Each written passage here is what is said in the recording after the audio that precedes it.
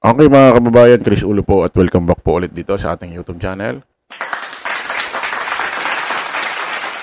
Okay mga kababayan, mga ka-analyze, update lang ho tayo rito sa kaso ni dating Pangulong Rodrigo Roa Duterte. Yung dati ho nating presidente sa samaang palad. Update lang tayo, baka magtampo itong mga DD shit, baka akala ay kinakalimutan na natin yung kanilang puon. O alam nyo naman mga kababayan, mga ka-analyze, ang dami hong pinafile, ang dami hong nire-request, ang dami hong kung ano-anong pinafile nitong legal counsel or kampo ni Digong para ito ho ay mapalaya pansamantala. Ano kaya to? May mga bill kaya dyan sa ICC court? Paano kaya ang ano ba yan? Mayroong bang pansamantalang mayroong bang bail, piyansa? Kasi matindi ICC court eh. Baka dito pag ang piyansa pera, baka diyan mga building, barko ang bayad, gano'n.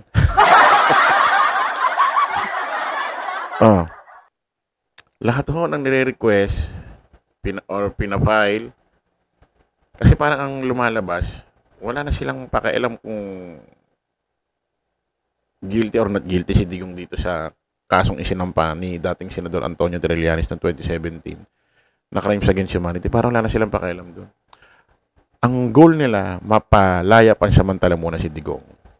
At kapag may hearing sa ICC court, sa dahig, doon na lang pupunta. Babiyahe-biyahe na lang. Yun ang gusto nila mangyari. Ang dami hong nang ni-request ng kampo, pinail, pati yung request nila na mag-inhibit yung dalawang judge doon sa ICC. Wala, binasura, hindi. Dinismiss. Meron man sila ngayon, pauso. ICC prosecutor hiniling na ibasura ang hiling na interim release ni PRRD. Kaya nga natatawa ako eh. Sabi ng mga DD-shit, pati ni BP Inday Sara Duterte, si Amy Marcos daw. Ang goal, iuwi daw ni Amy Marcos si Digong. Paano iuwi yun? Yung mismong inaapila ni Atty. Kautman, di nga pinagbibigyan. Tapos ito pa si Amy Marcos, iuwi niya. Si Digong. Kaya according na sa balita, ultimo pagdalaw ni Amy Marcos sa loob, hindi pinayagan ng taga-ICC. Kasi kailangan mag-anak lang. So, alam mo yun, yung ganung boka ni Vice President Sara Duterte na iuwi ni Amy Marcos si Digong. Sabi rin ni Amy Marcos, nagsasalita doon nakaraan sa dahig, berde ni Sara eh. Iuwi daw si Digong. Paano iuwi? Hindi nga makadalaw, iuwi mo pa. Puti, kayo nagbubulahan dyan eh. Yun yung mga follower nyo, parang mga tanga. Ito. Pakinggan natin tong update na to. Pinapapabasura ng Office of the Prosecutor sa ICC Pre-Trial Chamber ang hiling ni dating Pangulong Duterte na interim release. Nakatutok si Marisol Abdurrahman. Hiniling ng Office of the Prosecutor ng International Criminal Court na ibasura ng korte ang hiling na interim release ni dating Pangulong Rodrigo Duterte. Redacted o tinanggal ang ilang bahagi ng tugon na naka-upload sa website ng ICC dahil sensitibong impormasyon ang nilalaman nito. Sa 12 pahinang tugon, sinabi ng prosekusyon na naniniwala itong kailangan ang patuloy na detention ni Duterte para masigurong dadalo ito sa kanyang paglilitis. Masigurong hindi niya haharangin o ilagay sa peligro ang investigasyon at ang court proceedings at para mapigilan siyang ipagpatuloy ang paggawa ng krimen na nasa jurisdiction ng korte. Lumalabas, walang tiwala ang ICC. May nagme-message lang, yung visitors. Lumalabas itong mga ICC judge or kabuuan ng ICC. Walang tiwala kay Digong. Kailangan daw ang detention. Kailangan daw ang presensya ni Digong habang nililitis yung kaso, nando doon siya sa kanyang detention center. So, walang tiwala. At malabong pagbigyan ito. Yung mga hiling nila, mga request, malabong pagbigyan. Kasi nga, inuulit ko. Etong si Digong nung nasa Pilipinas, kung ano-ano sinasabing pagbabanta, pagmumura sa mga taga-ICC. Di ba bago siya umuwi ng Pilipinas? Na inabangan ng PNP nila General Torre. Galing siya sa Hong Kong noon. Nag-speech doon. Di ba kung ano-ano nga sinabi sa ICC pinagmumura? Pwede ba itong mga pagmumura, pagbabanta niya sa ICC, napabarilin niya, ganito, ganyan? Pwede bang masabing hindi nila alam yan? Hindi nakakarating sa kanila yan? So, hindi na nila mabola yung ICC. Alam nila na wala na silang tiwala. Kung ano-ano sinabi, tas kung ano-ano i-request nyo ngayon. Kasalanan din ng tatay nyo yan. Kasalanan din ng Digong yan kung bakit hindi ayaw siya bigyan ng pabor ng ICC. Murahin mo ba naman ang mura? Pagbanta mo ba naman ang pagbanta ang babarilin? Tapos bago ka hulihin nila General Torre, salita ka sa Hong Kong, pinagmumura mo. Lakas-lakas mo magmura, tapos pagdating mo dyan sa Hong Kong, sasabihin mo, Rodrigo Roa Duterte. Siguro pinapayuhan siya. Yung mga niya, manghina-hina ka, mag-ano-ano ka. Kunyari, may para palayain ka muna. Wala nang effect. Kabilang sa dinitalyang dahilan ang hindi raw pagtanggap ni Duterte sa legitimacy ng legal proceedings laban sa kanya. Kita raw yan sa mga pahayag ni Duterte at sa mga ikinulos ng kanyang mga kaanak. Partikular, ang pagsabi nilang kinidnap si Duterte ng ICC. Tinukoy pa ang pagpukol ng cellphone ng common law wife ni Duterte na si Hanilet Abansenia sa isang miyembro ng arresting team noon sa Pilipinas. Dahilan para masugatan ito. Nananatili rin daw makapangyarihan si Duterte. Narinig niya yung mga rason? Narinig niyo yung mga rason kung bakit ayaw pagbigyan ng ICC na si Digong makalaya muna. Pati yung pagpukpok ni Hanilet doon sa pulis na babae at nagkabukol dito na malaki. Nalaman ng ICC.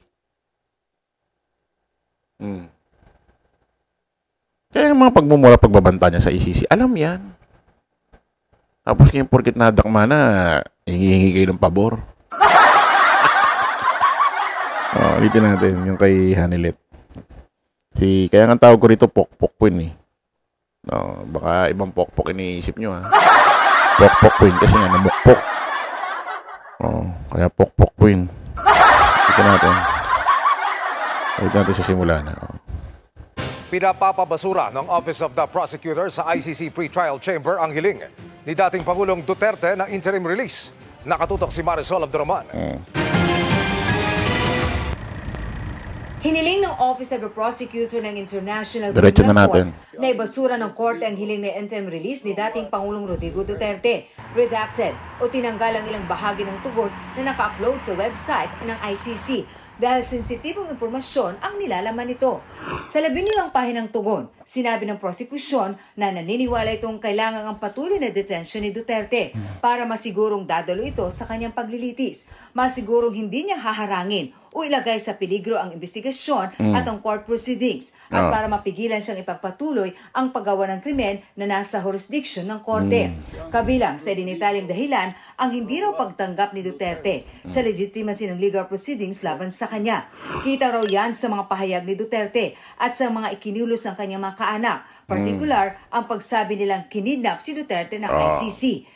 Tinukoy pa ang pagpukol ng cellphone ng common law wife ni Duterte na si Hanilet Abansenia sa isang miyembro ng arresting team noon sa Pilipinas. Dahilan para masugatan ito. Nananatili rin daw makapangyarihan si Duterte, kaya posibleng malagay sa peligro ang investigasyon at ang seguridad ng mga testigo at mga biktima. Kapag pinayagan ng interim release, mas magkakaroon daw siya ng akses sa kanyang mga koneksyon para isagawa ito.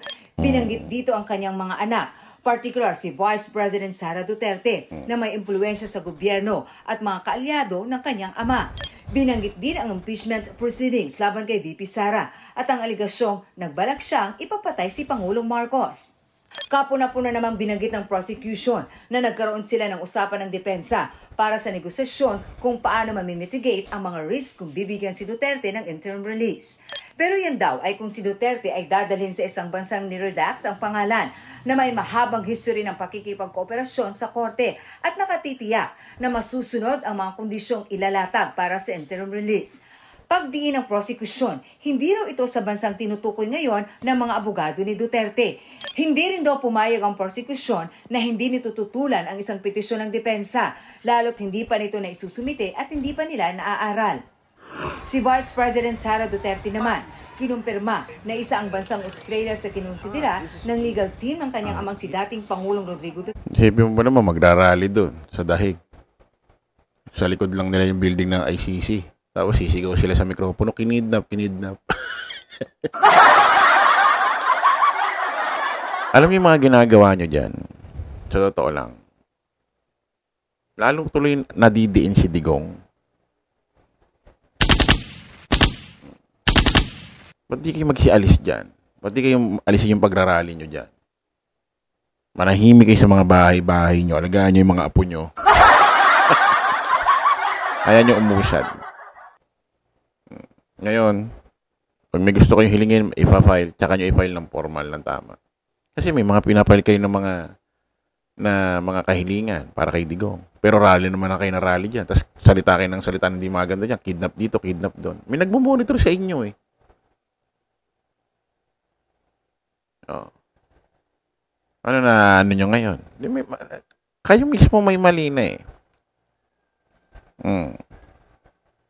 So, napapasama lalo yung demonyo tuloy. Lalo napapasama yung tao. Sorry. Lalo napapasama si Digong. Duterte para sa kanyang interim release. Australia is in the list of countries that are considered by the lawyers. Paglilinaw ng bise, hindi ito ang kanyang pakay sa kanyang pagbisita sa Australia kamakailan. Gayunman, sinubukan daw niya makipag-ugnayan kay Australian Foreign Minister Penny Wong. But unfortunately, she is unable to meet me on Monday. So I will not be visiting Australian government officials for this visit. But I do hope that I can meet them in my next visit in the future. Bukod sa Australia, may isa pang bansa na binanggit sa hiling na interim release ng kanyang ama pero hindi siya nagbigay ng detalye tungkol dito. Unfortunately, sir, I cannot talk about the contents of that petition. Only the lawyers of President Duterte can talk about the request for interim release because some portions of that, particularly those items that were redacted and considered as confidential, can only be between those who have a privilege, lawyer-client privilege. Balik bansa ng VP ngayong hapon ayon sa kanyang tanggapan matapos ang ilang araw na pagbisita sa Australia. Bukas, nakatakda naman siyang dumalo sa isang pagtitipon sa Pampanga. Para sa GMA Integrated. Busy si Inday Kaso, dahil Vice President pa ba ito? Resign na.